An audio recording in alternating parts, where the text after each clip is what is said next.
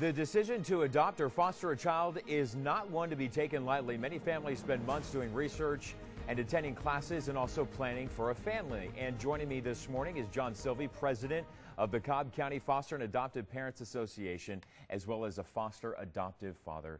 John, welcome to the show this morning. Tell me a little bit about your family background and your makeup and the children that you've adopted. Well, I'm a second-generation foster parent. My parents were foster parents. I grew up watching kids coming in and out of our home and taking care of those children. My wife and I decided at one point that we wanted children of our own. After her children, she wasn't able to have children anymore. We were going to do in vitro. Cost a lot with very little. You're taking a big gamble. Right. And so we decided to do foster to adopt. And so we went in through the process. We went through the classes, we went through all the paperwork and the background checks and everything. And 5 placements later, we were placed with our girls. What's that experience been like for you? Well, it's a very up and down road. It's bumpy. It's all over the place. It's very emotional. We were placed with a sibling group of 3, our first placement. My wife actually knew one of the children. 2 months later, they were sent to an aunt in Texas because she came out of nowhere. The mom was put in jail. Dad was put in jail. How hard is that emotionally to take kids into your family and you're parenting them only to have them taken away from you? Well, after the children left, my wife said, "Okay, I can't do this anymore." Right. Understandably so. Yeah, she actually is a very strong person. She's gone through a very difficult time in her life, and she said this was the hardest thing she's ever had to do. But then 2 weeks later, she got a phone call for another placement, and we were back in it again. And do you still have those children that you were placed with? No. You haven't. How hard is that emotionally to be a foster family? Because there are, maybe somebody out there saying, I want to give that gift to be able to kind of take children in until they can find a permanent home. But how hard emotionally is that? It's very hard, but it's also very rewarding because at the end of the day, when they either go back to their parents who have gotten on the right path, or they've been adopted, then you know that you've done something good for the children that have come into care. The success stories that there are. You have children, correct? Yes. You do. And I believe we have pictures of your children as well. And as we're showing some of those pictures, tell me what it's like now to be president of the Cobb County Foster and Adoptive Parents Association. And is there a need for foster parents out there? And if there is a need for foster parents out there, what's some of the training that a parent has to do in order to be really qualified to kind of take on that responsibility? Well, in Cobb County, to be the president is it's a lot. We find speakers for our training. We find donations to continue what we do with the children. We do need homes. We only have 108 homes in Cobb County. We have almost around 300 children to care for.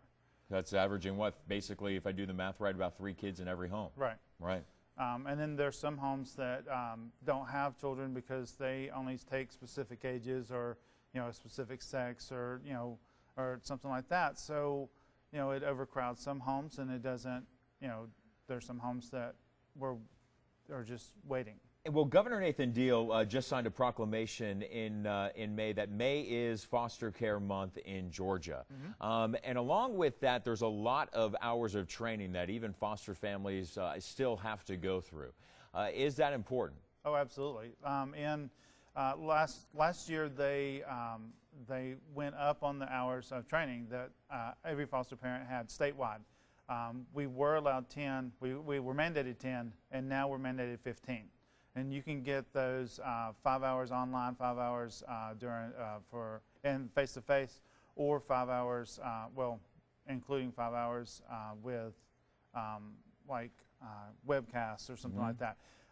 At our association meetings, we provide 2 hours of training each month, which if you come to our meetings in Cobb County, if you're a Cobb County parent, then you get 22 hours a year of training. Because we don't do training in December because we have our Christmas party. Do you see more success stories than you do failures? Yeah, I believe so. DFACS is very much so about reunification And when that can't happen, then adoption happens. Have you ever been in a situation where you're taking care of children, or you see other foster families taking care of children, and the courts say, all right, it's now time, the mom or the dad has come around, they're not using drugs anymore, they've kind of turned their life around, we're going to take their kids back and give the mom and dad a second try.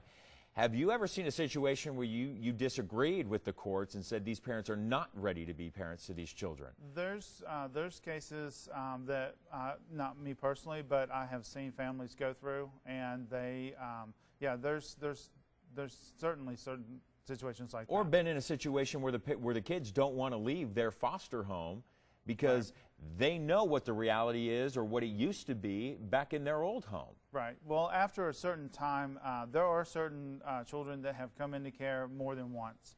And after a certain period of time, DFACS switches gears and they just say, this is, they've been in care for this many times, so we need to figure out a different plan. And if that means that they're not going back home, then that's what it is.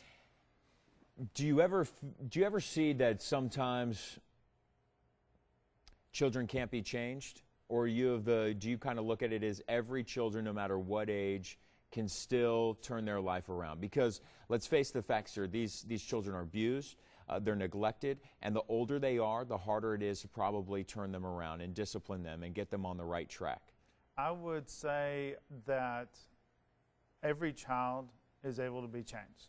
I believe that. And I have seen children that have come into care with families, with foster families, and when they either go back home or they're aged out or they are adopted, they're changed. They're totally different. They're responsible. What about your children? My children? Were they easy, or was it hard? Well, we got them when they were 16 days old. They're 3.5 now. So, they have no symptoms of any drugs or anything. So see, but that's ideal because you got them at such a young age, right? Yeah. They because your other children that you've had before, I think it was a set of 3 that you had before, right? How old were they when they came to you? The oldest was 7, and the youngest was 18 months. How hard was that? It was very hard. It was extremely hard. We've had we only took children that were up until I think 12. So we didn't do teenagers, but right. I know families that do teenagers, and that's all they do, and they absolutely love it. Sometimes children just need discipline. Yes. Right? They need absolutely. structure. And absolutely. I think sometimes that's probably, maybe one thing that they're lacking is that the parents, aren't even around to give them that structure. Right. Right? But I think once we realize that once we put kids into a structured environment, they actually perform well. Right. And they want structure. Yes. And I believe that, and we believe that. We have foster parents that, they've come and told me that when the children come into care, they're able to do whatever, they think that. And then once they get into the home and they see the schedule that they have to go through, then after like maybe a month, they're in that schedule and they're good with that. And yeah, unbelievable. The good turnaround, the positives here.